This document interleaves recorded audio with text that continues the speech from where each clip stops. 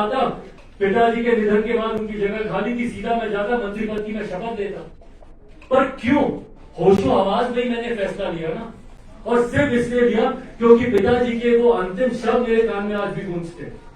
20 सितंबर को वो वेंटिलेट हुए थे, वेंटिलेटर पे गए थे, और उससे पहले मुझे याद है 17-18 तारीख के आसपास जब भी हम लोग बिहार दिवस को लेकर उनसे मिलने जाते थे, या जब भी हम लोग यहाँ पे बिहार से जुड़ी कोई भी बैठक करते थे जिसमें बिहार के तमाम हमारे संसदीय बोर्ड के साथी आते थे। आज हमारे मौजूदा बिहार के प्रदेश अध्यक्ष, उस वक्त बिहार संसदीय बोर्ड के अध्यक्ष होते थे, इनके नेतृत्व में जब लोग आते थे हम लोग बैठकें करते थे।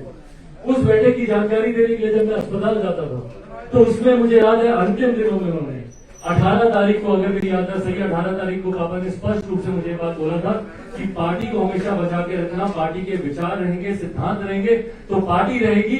नीतीश कुमार के साथ कभी मत जाना, ये कभी हमारी पार्टी को जीवित नहीं रहने देगा। और यही आज इन्होंने करके दिखाया, नीतीश कुमार जी ने यही करके दिखाया। फूट डालने की राजनीति जो नीतीश कुमार जी शुरू से करते आए हैं, आज भी उन्होंने वही काम करने का प्रयास किया कि किस तरीके से इनके लोगों में फूट डाली जाए। पर भाई आप हमारे नेता विधायकों को, जिनको हमारे सांसद विधायकों को, जिनको सत्ता का लालच होता है, जिनको मंत्री बनना ही उनका अंतिम लक्ष्य होता है, उनको तो आप प्रलोभन देकर लेके जा सकते हैं, पर पार्टी की इस ताकत को आप कहां लेकर जाएंगे जो पार्टी की नींव है, लेकर जाकर दिखाइए ना। आज मुझे गर्व है कि हमारी पार्टी के जितने प्रदेश अध्यक्ष हैं, मात्र 2 प्रदेश अध्यक्ष को छोड़ दें। कितने लोग हैं भैया इनके साथ ये बोलते हैं कि हमारे पास राष्ट्रीय कार्यकारिणी का समर्थन है। भाई अगर ये राष्ट्रीय कार्यकारिणी नहीं है तो क्या वो 4-5 लोग हैं आपके राष्ट्रीय कार्यकारिणी जिनकी आप बात करते हैं? और ये वही राष्ट्रीय कार्यकारिणी है। कोई मुझे दावा करके डंके की चोट पे बोले कि भाई मैंने नए नामों को भरा है, नए लोग यहाँ पे मौजूद है। आप सब अधिकांश लोग निरंतरता में एक दूसरे से मिलते रहे। हमारे तमाम प्रदेश अध्यक्ष ये वही प्रदेश अध्यक्ष है जो निरंतरता में हर बैठक में मौजूद रहे।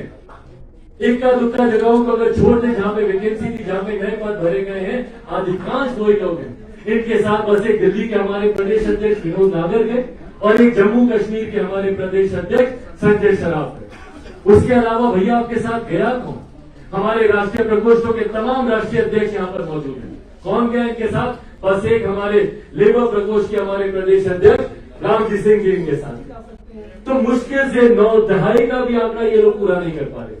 जो 5 सांसदों की बात कर रहे हैं कि राष्ट्रीय कार्यकारिणी में, तो 5 सांसद में से भी एक सांसद नहीं पहुंचा। प्रिंस राज वो गए नहीं थे, उसका कारण क्या था मुझे नहीं पता। तो भाई आप मुझे बताएं ना, आपका समर्थन किसके पास?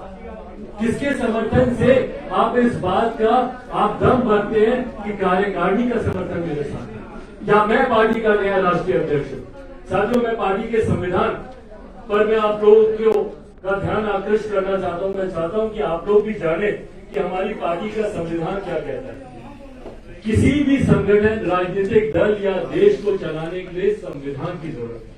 और जो लोग संविधान का पालन नहीं करते, जो अगर अपने ही संगठन के संविधान का पालन नहीं करते, तो वो जिंदगी में किसी भी नियम कायदे कानून का पालन नहीं करते। ये संविधान हमारे राष्ट्रीय, हमारे संस्थापक, हमारे नेता आदरणीय रामविलास पासवान जी ने खुद अपने हाथों से पार्टी की नींव रखते हुए सन 2000 में जब उन्होंने पार्टी की नींव रखी, तो उस वक्त उन्होंने पार्टी के इस संविधान की रचना की। इस संविधान को मान्यता हमारा चुनाव आयोग देता है।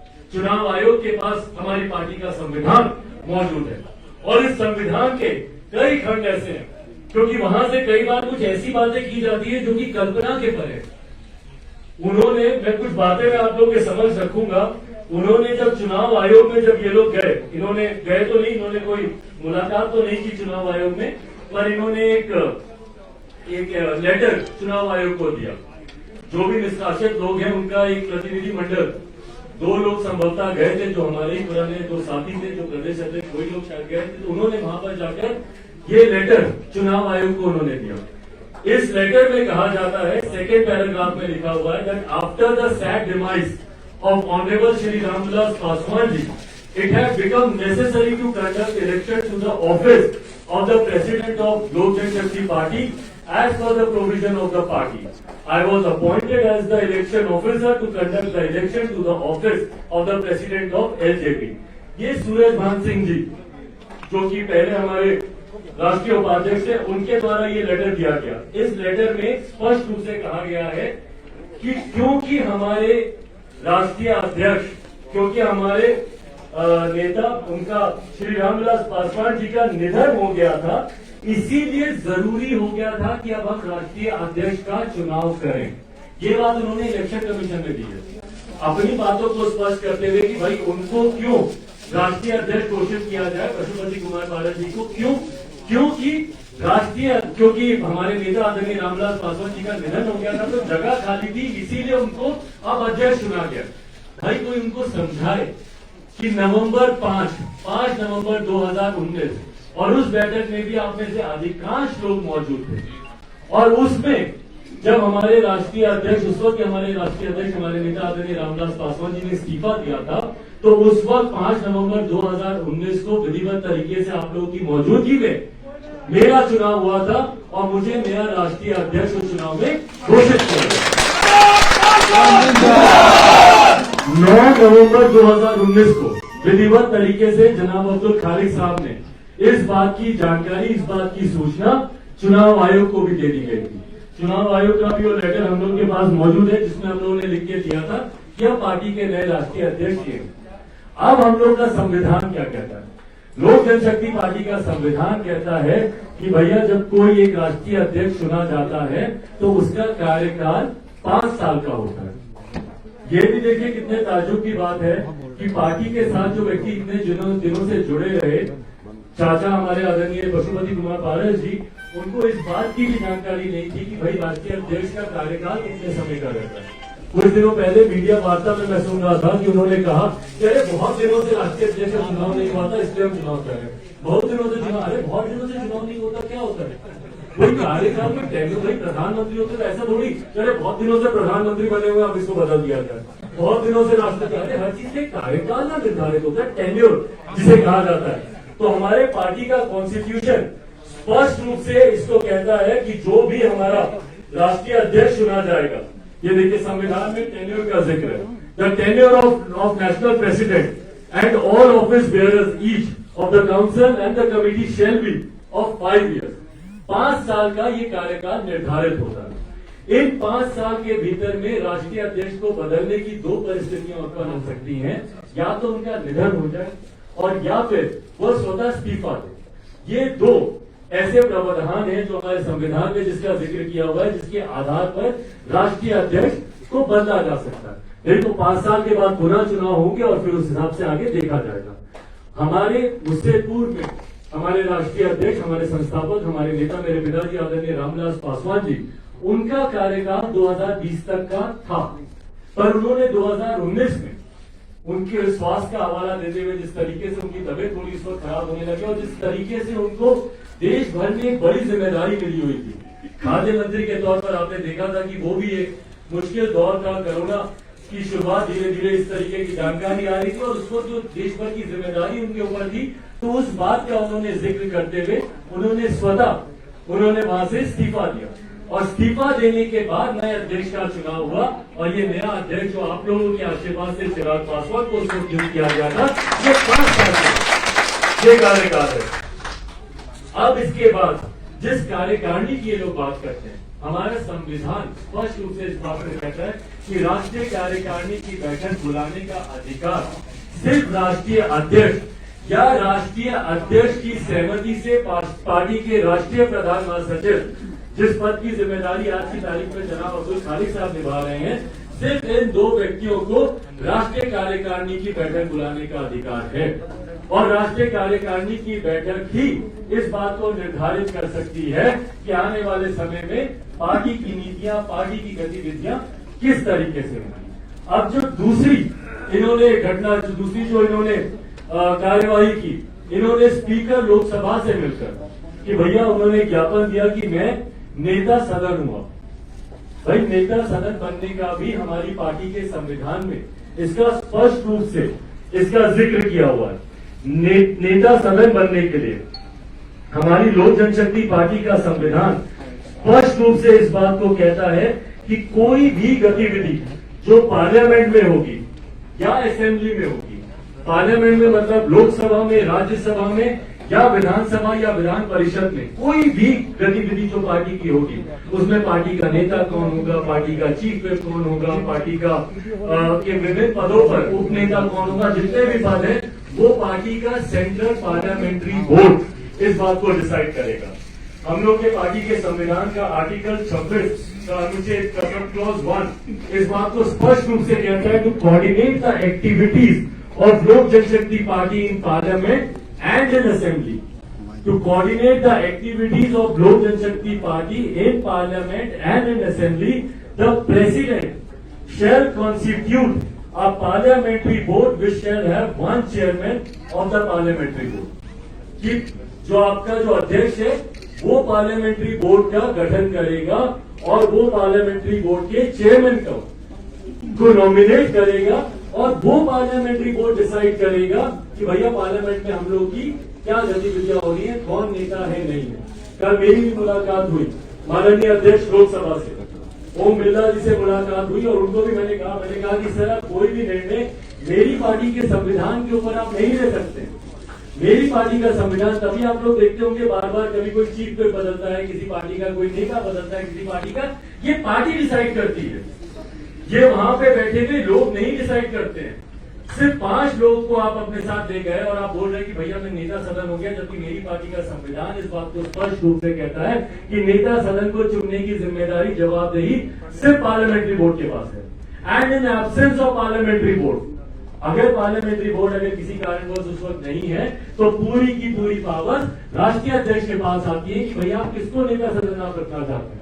इससे पहले भी 2019 में भी जब हम लोगों ने राष्ट्रीय स्पीकर लोकसभा को जब हम लोगों ने इस बात की जानकारी दी थी तो उस वक्त भी पार्लियामेंट्री बोर्ड की तरफ से डिसाइड किया गया था कि नेता सदन चिराग पासवान होंगे, उप नेता ये होंगे, मुख्य सचेतक जो चीफ व्हिप हम लोग बोलते हैं वो कैसर जी को, इस तरीके से लेटर, उस लेटर की भी कॉपी मेरे पास है। तो ये परंपराएं नहीं है पार्टी की। इसका एक छोटा उदाहरण और देता हूँ। अभी कल परसों ही आप लोगों ने पेपर में पढ़ा होगा, भारतीय जनता पार्टी ने अपने चीफ व्हिप को चेंज किया। तो भैया वो चीफ व्हिप पार्टी ने डिसाइड किया, ये डिसाइड पार्टी करती है, ना कि वहां पे मौजूद सांसद या विधायक। देखिए सांसद और विधायक किसी भी पार्टी में आते जाते रहते हैं। कल को 2004 में हमारे भैया 4 सांसद थे, 2009 में 0 सांसद थे, उसके बाद 2014 में 16 बने, 6 बने, 16 बने। जो वहां पे आया मैं चाहता हूँ कि भगवान एक दिन 2014 में 6 बने, 2019 में फिर 6 बने, पर जो 6 2014 में थे वो 6 नहीं बने, उसमें से कुछ सांसद बदले। उस वक्त रामचंद्र पासवान जी थे, 2019 में प्रिंस राज हो गए। उस वक्त बीना देवी जो सूरज भान जी की धर्मपत्नी है वो थी, आज बीना देवी जो वैशाली की हमारी सांसद है वो दूसरी है। तो सांसदों में अदला बदली हुई, संख्या सेम रही पर सांसदों में। तो ये सांसद विधायक आएंगे जाएंगे। 29 विधायक थे हमारे, आज की तारीख में उसमें से कितने संपर्क में है नहीं है नहीं। पर पार्टी का जो संविधान है, पार्टी का जो संगठन है, ये एक स्थायी ढांचा, ये एक ऐसा ढांचा है जो निरंतरता में पार्टी की गतिविधियों पर चेक एंड बैलेंस करता है, पार्टी की गतिविधियों को देखता है, पार्टी के द्वारा लिए गए निर्णयों को लेता है। पर जिनको इस संविधान की ही जानकारी नहीं, और मैं पुनः पशुपति कुमार पारस जी और उनके तमाम साथियों का मैं जिक्र कर रहा हूँ, उन लोगों को संविधान की ही जानकारी नहीं है। आज उन लोगों ने कल परसों, आज ही में नहीं पेपर या कहीं पर पढ़ रहा था, कुछ 8-9 लोगों की उन्होंने राष्ट्रीय कार्यकारिणी की घोषणा कर दी। भाई आपको जानकारी है राष्ट्रीय कार्यकारिणी कितना महत्वपूर्ण कमेटी होती है, कितनी महत्वपूर्ण समिति होती है राष्ट्रीय कार्यकारिणी। और राष्ट्रीय कार्यकारिणी भी आपने हवा में बोल दी, किसी को कुछ भी कह दिया, उससे भैया राष्ट्रीय कार्यकारिणी नहीं बनती। नेशनल एग्जीक्यूटिव के भी पूरे प्रोटोकॉल इसमें लिखे हुए कि नेशनल एग्जीक्यूटिव में कौन कौन लोग होंगे। स्पष्ट रूप से कहा गया है कि 75 सदस्य होने चाहिए राष्ट्रीय कार्यकारिणी में। और 75 सदस्य वो कैसे होते हैं? वो होते हैं कि एक आपका राष्ट्रीय अध्यक्ष होता है, there shall be minimum of 75 members including the president. The national executive shall consist of president of state, हमारे राज्यों के अध्यक्ष, हमारे यूनियन टेरिटरीज के हमारे अध्यक्ष, chairman of the parliamentary board, 6 इसमें राष्ट्रीय उपाध्यक्ष होते हैं, एक इसमें चीफ जनरल सेक्रेटरी होता है, एक ट्रेजरर होता है, 16 राष्ट्रीय महासचिव होते हैं, 16 सचिव होते हैं, और साथ ही में जो सांसद और विधायक होते हैं वो होते हैं, और साथ ही में 15 हमारे जितने भी फ्रंटल ऑर्गेनाइजेशन है, जितने भी राष्ट्रीय प्रकोष्ठ है, उनके अध्यक्ष होते हैं। इस तरीके से राष्ट्रीय एग्जीक्यूटिव नेशनल एग्जीक्यूटिव का गठन किया था, और किसी भी नेशनल एग्जीक्यूटिव बैठक को मान्यता मिले, उस बैठक को मान्यता मिले, उसके लिए कम से कम 30 सदस्यों का होना अनिवार्य है। आज तक हम लोगों ने राष्ट्रीय कार्यकारिणी की जितनी भी बैठकें की हैं, उसमें हम लोगों ने, अच्छा कोई नहीं रहने दीजिए, उसमें हम लोगों ने, मैं क्षमा चाहता हूं, मुझे पता है कि गर्मी है कमरे में, पर ये संघर्ष का रास्ता हम ही लोगों ने चुना है। पसीना भी बहाएंगे, खून भी बहाएंगे, और पार्टी को बचा के रखेंगे।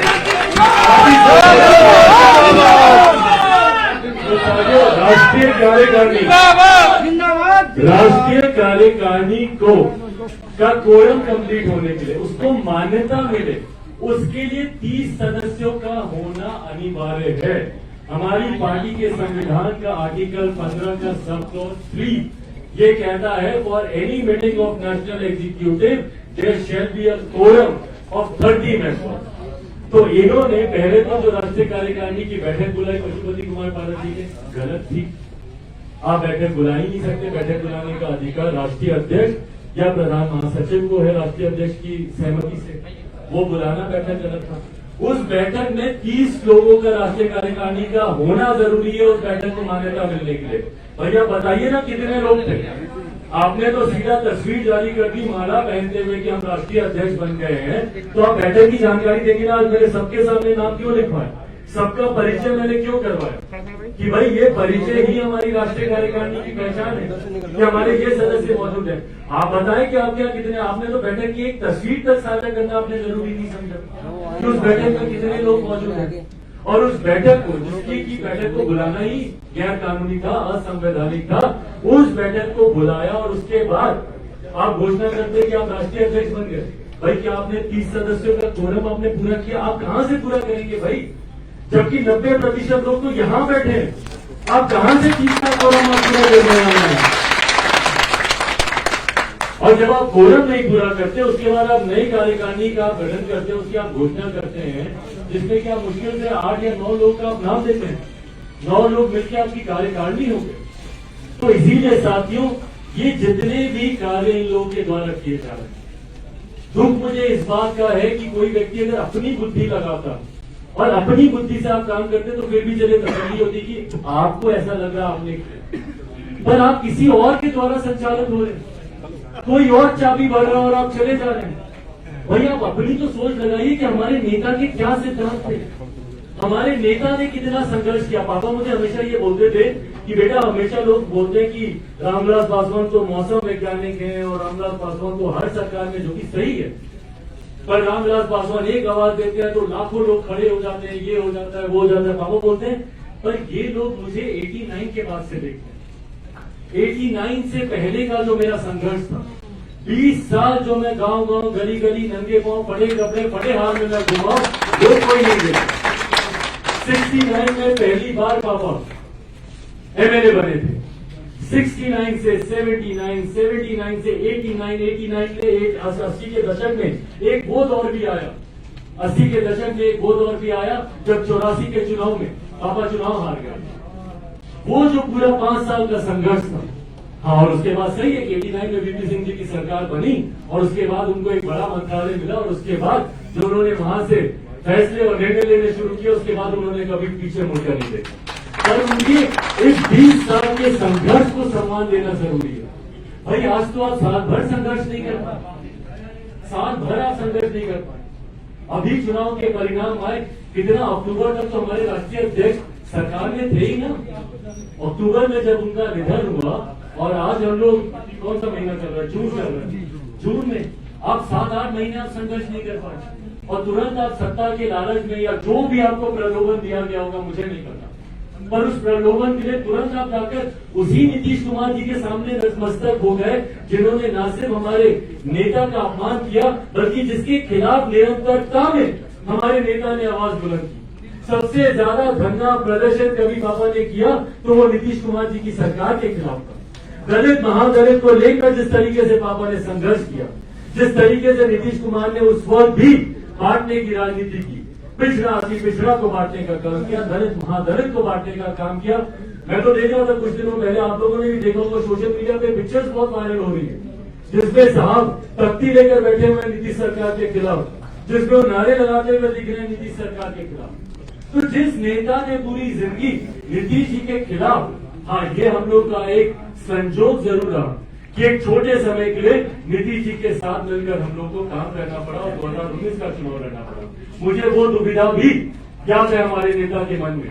मुझे याद है जब रातों रात 2017 में नीतीश कुमार जी यूपीए गठबंधन छोड़कर एनडीए के साथ वापस आ गए थे।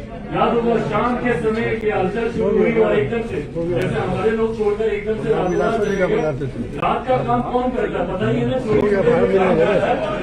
आप नाराज मत होइए। आपको कहते हैं तो जो रातों रात में जो किया गया काम होता है वो ऐसा ही होता है। जो सही और सच्ची इच्छा से काम करता है वो दिन दहाड़े धमके की चोट पर सबको बुलाकर छुप छुपा के बैठे के नहीं करता। तो इसी तरीके से छुप छुपा के बैठक की नीतीश कुमार जी और रातों रात 2017 में वो एनडीए गठबंधन का हिस्सा वो वापस बन गए। और एनडीए में आने के बाद मुझे याद है पापा उस रात भी बड़े विचलित थे। उन्होंने बोला कि अब तो ये भी साथ में आ गया, अब क्या करेंगे हम लोग। तो उसके बाद काफी लंबे समय तक हम लोगों ने उस पर चर्चा की और फिर हम लोगों ने स्पष्ट किया कि भैया जो हमारे मुद्दे हैं, अगर आप हमारे मुद्दों पर और हमारा गठबंधन, मुझे गर्व है इस बात का कि किसी भी राजनीतिक दल के लिए हमारा समर्पण नहीं है। 2014 में भी भारतीय जनता पार्टी के साथ हमने गठबंधन किया। मेरा कोई भी इंटरव्यू निकाल के देख लीजिए, हर एक में मैंने स्पष्ट रूप से मैंने इस बात को कहा कि हमारा गठबंधन मुद्दों के आधार पर है, हमारा इशू बेस्ड अलायंस है। भाई हमारे दलितों, पिछड़ों, अल्पसंख्यकों, जितने भी वंचित वर्ग के लोग हैं, उनके अधिकारों की लड़ाई के लिए हमारा गठबंधन है। अगर आप उसी को ही महत्व नहीं देंगे तो हम आपके साथ क्यों रहेंगे। भारतीय जनता पार्टी अगर पिछले 2 साल पहले जब अनुसूचित जाति जनजाति एट्रोसिटी एक्ट के ऊपर जब सवाल उठे थे उस वक्त अगर साथ नहीं देती तो हम लोग क्यों आपके साथ रहते। उसी तरीके से पापा ने भी उस वक्त डिसाइड किया कि भाई हम अपनी कुछ मांगे नीतीश कुमार जी के सामने रखेंगे, अगर ये उसको मानते हैं तो सही बात है, नहीं मानेंगे तो हम लोग अपनी राह चुनेंगे। उस वक्त हम लोगों ने दलित महादलित को खत्म करने की बात की और उस वक्त हम लोगों ने एक बड़ा राष्ट्रीय अधिवेशन दलित सेना का हम लोगों ने किया, जिसमें उस वक्त के मुख्यमंत्री नीतीश कुमार जी को भी हम लोगों ने आमंत्रित किया और उसमें आकर नीतीश कुमार जी ने इस बात की घोषणा की कि जो जो सुविधाएं महादलित परिवारों को मिल रही है दलित परिवारों को भी मिलेंगी। पर उसमें विडंबना यह है कि भैया महादलितों को ही अभी तक उन घोषणाओं का लाभ नहीं मिला तो बाकियों को क्या मिलेगा। जो 3 डिसमिल जमीन और विभिन्न तरीके की जो बातें अभी भी तो चुनाव से पहले इन्होंने लॉलीपॉप किया था ना, क्या कहा था इन्होंने कि दलित परिवार में कोई हत्या होगी तो उसको सरकारी नौकरी दी जाएगी। आज जब हत्या होती है तो जब हम लोग डीएम वगैरह से बात करते हैं तो कहते हैं किसी कोई अधिसूचना नहीं है, नोटिफिकेशन नहीं है। तो इस तरीके से तो लोगों को ठगने का काम करते हैं। तो 2017 में जब पापा ने साथ में मिलकर अपने सारे विचारों को, सारे इश्यूज को उनके सामने रखा, उसके बाद फिर पापा ने निर्णय लिया कि चलो अब अगर हम लोग गठबंधन में हैं, एक ईमानदार सहयोगी जो मुझे कहता है कि लोक जनशक्ति पार्टी हमेशा ईमानदार सहयोगी की भूमिका में रही है। हम लोग जिसके साथ रहे हैं पूरे दमखम के साथ रहे हैं, कभी किसी की पीठ पर हम लोगों ने छुरा भोगने का काम नहीं किया। आज भी 2014 में मेरा गठबंधन, हमारा गठबंधन 2014 में भारतीय जनता पार्टी के साथ हुआ था, नीतीश कुमार जी के साथ नहीं हुआ था। नीतीश कुमार जी को उस वक्त हमारे मौजूदा प्रधानमंत्री आदरणीय नरेंद्र मोदी जी का हाथ झटक कर चले गए थे। उनके प्रधानमंत्री पद की दावेदारी को ठुकरा कर वो उनसे अलग हुए थे और उस वक्त हमारे नेता आदरणीय रामविलास पासवान जी ने नरेंद्र मोदी जी का हाथ थामा और वो अंत तक हम लोगों ने निभाया। अभी भी बिहार विधानसभा के चुनाव में हम लोगों ने भारतीय जनता पार्टी के खिलाफ, नरेंद्र मोदी जी के खिलाफ हम लोग नहीं गए। पर हाँ, हमारा गठबंधन नीतीश कुमार जी के साथ थोड़ी था। 14 में वो हमारे साथ थे, नहीं थे। 15 में थे, नहीं थे।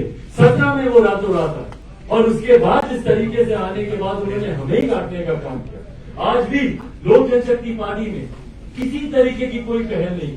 आज तो जो लोग हमारा ही गर्दन काटने पे आए हुए हैं उन पर भी पहला वार हमने तब तक नहीं किया जब तक उन्होंने हमारे ऊपर वार करना नहीं शुरू किया। जब तक पशुपति कुमार पारस जी ने बैठक बुलाकर मुझे राष्ट्रीय पद से हटाने की घोषणा और नई कार्यकारिणी और नए अध्यक्ष के चुनाव की बात नहीं की, तब तक हम लोगों ने उन्हें पार्टी से निष्कासित करने की घोषणा नहीं की थी। पापा हमेशा मानते थे इस बात को कि अंत तक अगर जितना हो सके मसले को सुलझाने का प्रयास करना चाहिए। मुझे लगता है कि संभवतः आप लोग को वो दृश्य भी याद होगा कि दोपहर में जब मैं खुद गाड़ी चलाकर चाचा की आवाज पर गया था, उनसे मिन्नतें करने गया था कि अभी भी समय है, हम लोग वापस बैठकर हम लोग सारी परिस्थितियों को हम लोग सुलझा सकते हैं। मुझे उस वक्त एंटीबायोटिक चल रहा था, कैंडुला लगा हुआ था, अभी 1.5 घंटे की दवाई चढ़नी और बाकी थी आधे में दवाई। क्यों? क्योंकि उस वक्त मैंने मम्मी को देखा जिस तरीके से वो बिस्तर थे। मेरे परिवार ने, मेरे पिताजी ने, मेरी माता जी ने पूरा जीवन समर्पित किया कि पार्टी और परिवार को किस तरीके से एकजुट रखना है। मम्मी को मैंने देखा उन्होंने किस तरीके से उन्होंने संघर्ष किया, अपने दोनों देवरों को, उनके बच्चों को, चाचियों को, सबको एक साथ लेके चले। पर आज पापा के निधन को साल नहीं हुआ, भाई उनकी बरसी तो होने देते, 1 साल तो होने देते पार्टी परिवार में टूट करने से पहले। ऐसी क्या अर्जेंसी आ गई थी कि आज आपको परिवार को तोड़ने की जरूरत पड़ी? कौन से चुनाव थे कल सर पर?